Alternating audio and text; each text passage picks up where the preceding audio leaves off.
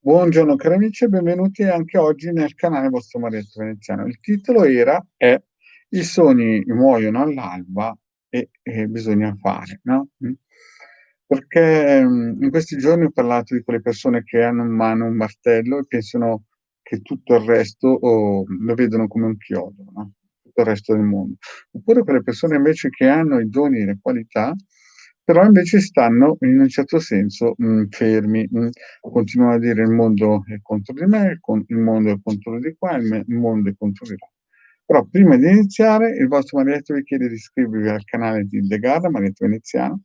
Vi ricordo che questa sera alle 21, visto che è mercoledì, se sei nuovo e non hai mai visto Marietto, alle 21 in questo canale ci sono le sibille interattive gratuite, una domanda che ci vuole nome e cognome, scusa, nome, niente cognome e data di nascita. Sempre nel canale Marietto Veneziano saremo, aiutati da Ildegard. Poi vi ricordo che qui sotto in descrizione ci sono i link per il sito capitano.altreviste.org, dove ci sono anche 4 ebook di chirologia per la lettura della mano, per vedere, alcune linee guida della mano. Non sono 4 ebook importantissimi, però, e ce ne sono altri 16 più o meno di ebook che sono stati scaricati in totale più di 150.000, quindi Marietto Veneziano più o meno ha regalato all'umanità 2 milioni di circuiti radionici. È qui sotto il link in descrizione. E poi abbiamo anche una sezione shop per chi vuole acquistare dei servizi di Degana Marietto Veneziano, no? Per cui anche il famoso ciondolo che è una potenza unica. Tutti i giorni riceviamo delle conferme del buon, come si dice, funzionamento del ciondolo e delle sue frequenze vibrazionali. Bene, oggi parliamo appunto di quelle persone che praticamente, veleggiano, no, veleggiano, non, come si dice, perpetuano, fanno un copia e incolla di tutti i santi giorni. In altre parole, vivono un giorno solo nella propria vita, no? Queste persone un po' tirano fuori tutte le scuse di questo mondo, in un certo senso, per poter, perpetuare il loro meccanismo mentale, no, vivono sempre come quei pescatori che cercano di pescare la balena in un lago che ci sono sempre alborelle e si lamentano perché non esce la balena, no.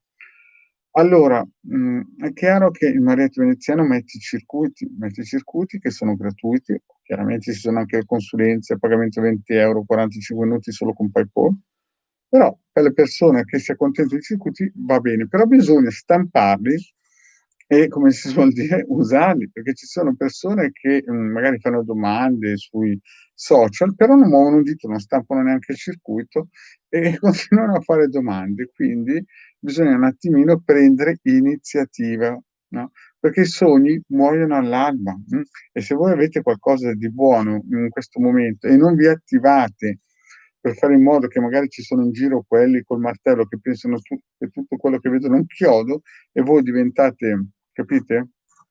Loro usano martello.